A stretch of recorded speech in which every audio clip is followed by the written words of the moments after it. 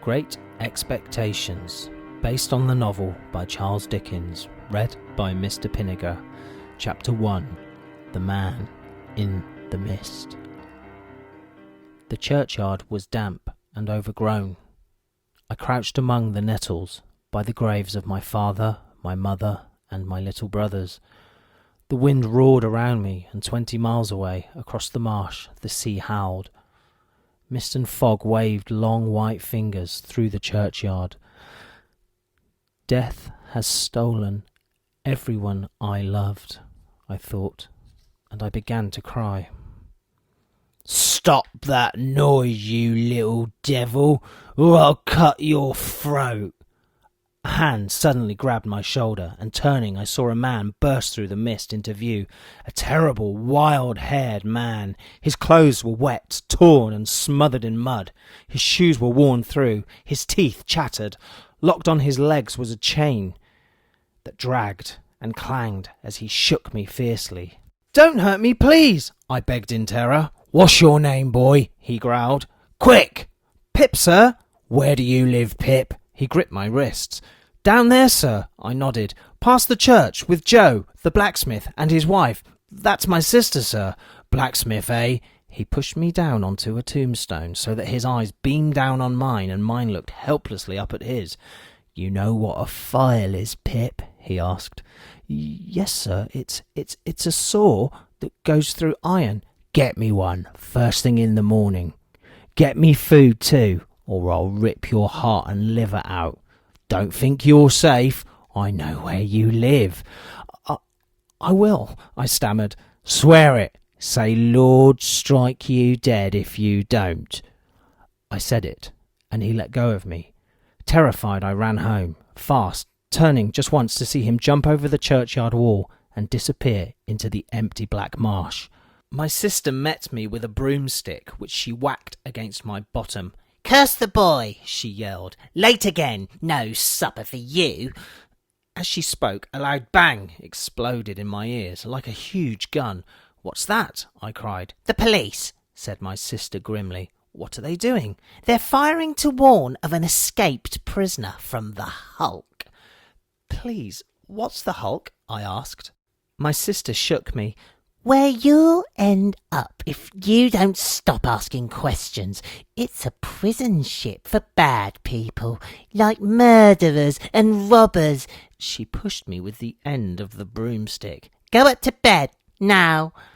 I didn't starve that night, because kind Joe crept up secretly with some supper for me, but my dreams were haunted by an evil villain with clanking chains, and I kept waking, terrified he would come for me. At dawn, I went down, took Joe's file from his forge. I knew he wouldn't mind once he understood, and I stole a big pork pie and a bottle of brandy from the kitchen.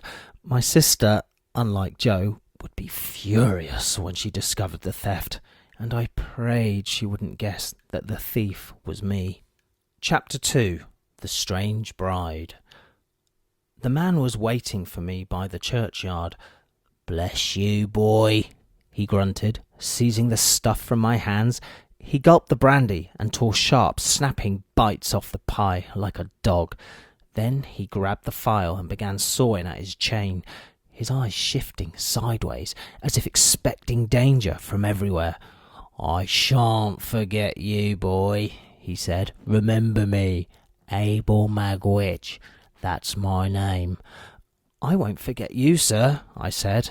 I meant it. I knew that he would disturb my thoughts forever.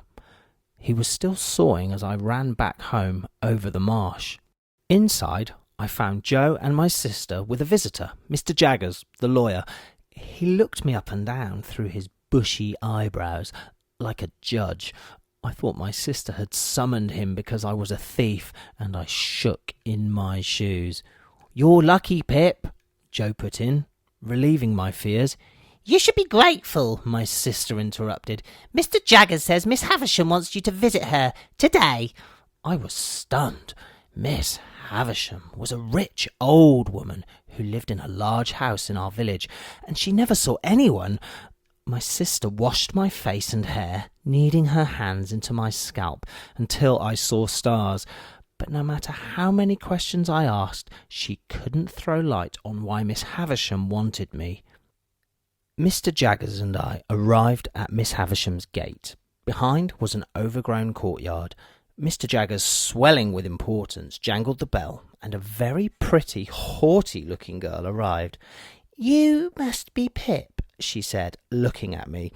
Then she turned to Mr Jaggers. "Do you want to see Miss Havisham?" she asked.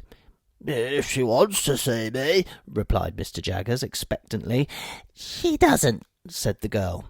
Then she pulled me through the gate and closed it, leaving Mr Jaggers staring after us. In we went. All the passages were dark. At last we stopped outside a large oak door. "Go in," she ordered. "After you," I said, more in shyness than politeness. "Don't be ridiculous," she replied, walking away. "I'm not going in." Half afraid, I pushed open the door and found myself in a large room well lit with wax candles, but without a drop of daylight. Seated in a chair, her elbow on a table, her head resting on her hand, was the strangest lady I have ever seen. She wore white, like a bride. A long white veil hung from her head, and even her hair was white. Then I realized that all the things that I thought were white were faded and yellow.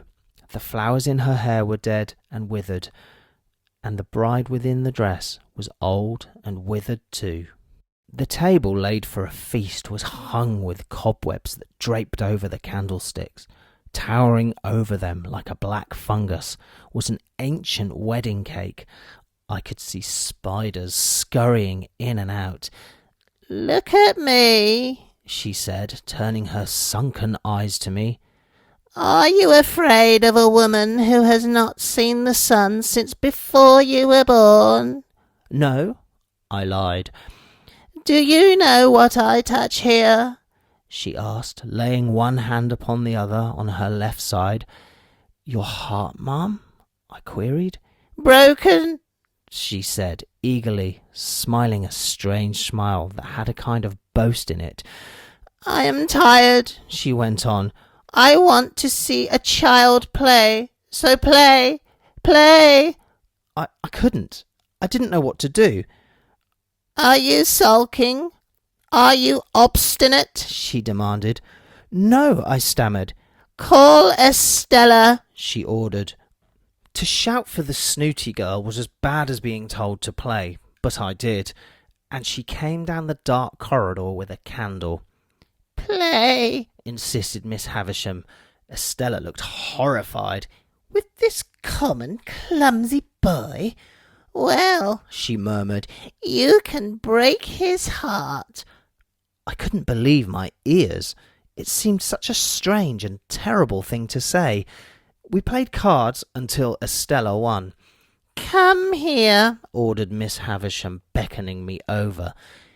"Do you think she's pretty?" she asked in a whisper. "Yes," I whispered back, "but she's very insulting." "Ha!" I think she looked pleased. "Go now, Pip. Come again next week." Estella led me back to the gate. Just as I was leaving, she smiled at me, tilting her face up to mine. "So you think I'm pretty?" she asked. "Very pretty," I said. "Am I still insulting?" she asked softly.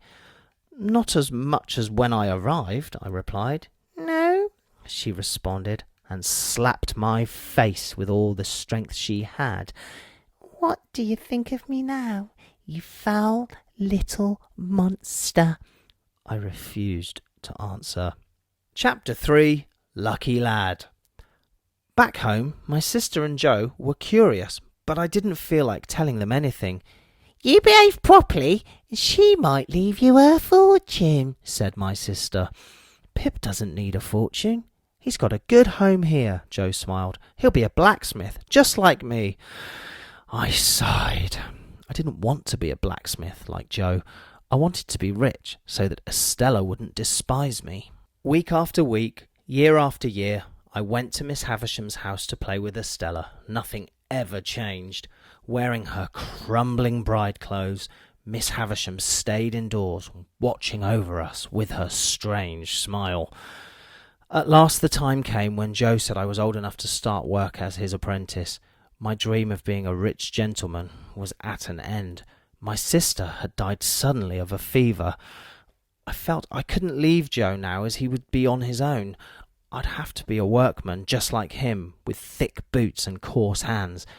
Estella would never look at me now, I thought. I would be too common for her. I won't be able to come any more, I told Miss Havisham on my next visit. I have to start work. Estella is also leaving me, Miss Havisham told me. She's going to France to finish her education. She must learn to be a grand lady. Estella was prettier than ever, and still proud, but I felt she wore her pride like a veil, preventing the real Estella from shining through. I often caught glimpses of her sweetness, even a sadness that made me wish I could rescue her from her frozen tower. I am what Miss Havisham has made me, she confided one day. I can't help being cold and hard. She never taught me to love. I wish I could. I'd wanted to tell her then that I loved her. My mind formed words that were on the brink of my lips. Couldn't she feel it? Couldn't she love me too? But before I could speak, she had said quickly, as if she knew what I was thinking, It's too late, Pip. I can't change myself now. She had looked so unhappy that my heart felt wrenched in sympathy. Now, on hearing Miss Havisham's words, my dream that we might one day be friends and equals had evaporated. Estella would be a grand lady, forever beyond my reach. I hope Estella will be very happy, I told Miss Havisham, and you too. Huh? She said in disgust. The next day, the lawyer, Mr Jaggers, came unexpectedly to our house. You are fortunate, Pip, he exclaimed. You are a man of great expectations. What do you mean? I gasped. I've been asked to tell you, he continued pompously, that you now have a very large amount of money. Further, he thrust out a restraining hand to stop my torrent of questions. The person who has given you the money wants you to leave home and come to London to learn how to be a gentleman. He seemed to expand with each piece of news. Furthermore, he concluded, the name of this person is to remain a profound secret until the person chooses to reveal it. Joe and I looked at each other completely amazed. It must be Miss Havisham, I thought. She's given me her fortune.